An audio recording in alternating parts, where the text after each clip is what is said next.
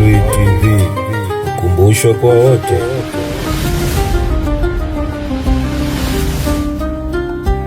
Hapa wote wanasomesha kupitia miradi, wameona warithi wao walikuwa wafanyaje. Sisi tunakuja sasa, tutaweza? Masomo yenyewe ni haya ya saa 12 mpaka saa 1, chuo kimefungwa. Hawa waliosoma kutwa chini ya mwembe wamefanikiwa. Je, sisi tulio sasa wa saa 11 mpaka saa 12 tutaweza? Tumeelewa na shule na wazazi wenyewe hawana habari na mambo elimu.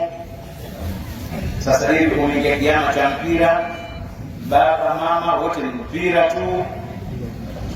Sasa yako hata uono wauza, watu wazaachana kwa uono kuoza, kwa sababu Simba na Yanga, Simba na Pamba, Simba sijui na CNC sijui na nani.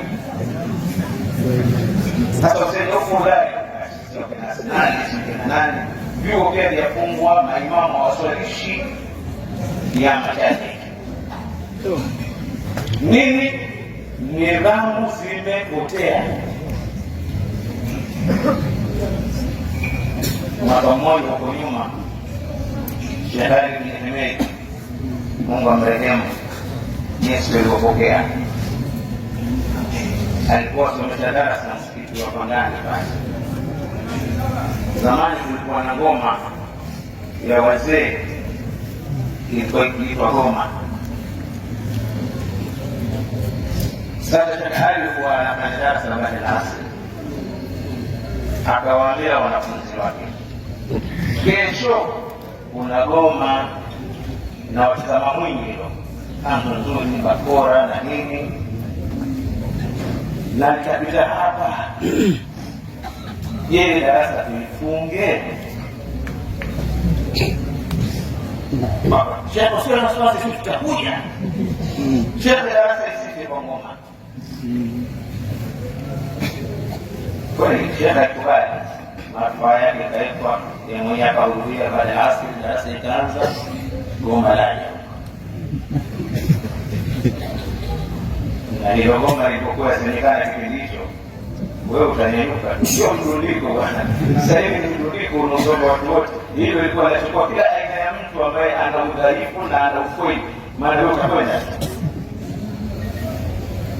Shehari Mnehemei asomesha dhahiri, akiinua macho au nauli hawapo. Akisomesha dhahiri, akiinua macho watatu hawapo. Ilikwenda Shehari mpaka aliachwa peke yake.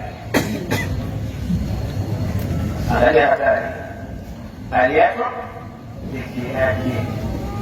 Sasa hilo ni goma la asili na liko ndani ya kanuni za wenyeji wenyeacha kusoma. Haya leo tumetoa goma la mpira. Je, tutasoma? Waislamu sehemu hii inatakiwa tuamke sana. Ndio vingi, walimu wengi na wako tayari kufanya kazi kuwafikishia watu ujumbe wanaopewa na washiriki wao, lakini wapokeaji hakuna. Wahamasishaji wa kuwahamasisha vijana hakuna. Wazazi hawana habari na kuwajuza watoto, hawana. Mtoto anapangwa asubuhi kwenda shule, lakini ikifika sehemu ya chuo hivyo alivyo ndivyo hivyo. Mtoto anaenda chuoni kusoma kwa ajili ya marafiki zake, heri kwa ajili ya kusoma, na atakapofanya hivyo na hawa wanawake ndio kabisa ambao kwanza ushiki nyungu akiwa mzima, kisha tuona mtoto mchanga mbebe nene chuoni. Sasa sisi mtoto mchanga shule mrefu huyu nenda naye ndugu yako chuoni, mtoto mchanga mdogo nenda chuoni, na nyinyi walimu hawakubali. Muulize huyu shule nenda naye, heri ya kina mama, mbona chuoni aletwa? Sasa msomaji huyu atasoma kuangalia kusoma au ataangalia kumlinda mtoto?